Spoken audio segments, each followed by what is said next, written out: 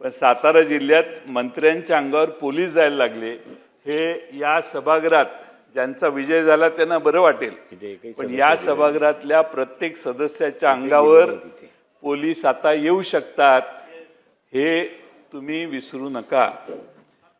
हे ते जे कोण दोषी म्हणून DSP आहे त्याने फार मोठा पराक्रम केलाय।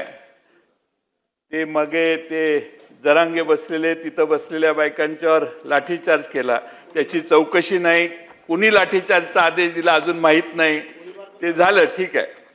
दुसऱ्या बाजूनं आता सातारला 2 मंत्री बरोबर असताना त्यांना बाजूला करून त्यांच्याबरोबरची मतदान करून या, आम्ही बाहेर उभे आहे, आम्ही तुम्हाला ताब्यात घेणार आहे सांगायला काही हरकत नव्हती। आणि म्हणून अध्यक्ष महोदय, सभागृहातल्या सगळ्या सदस्यांना माझी विनंती आहे की ठीक आहे, यश झालं असेल कुणाचं, अपयश कुणाचं, आमचा पक्ष काय त्यात पार्टी नव्हता, पण अध्यक्ष महोदय माझी सगळ्यांना विनंती आहे की पोलीस आपल्याला जुमानणार नाही।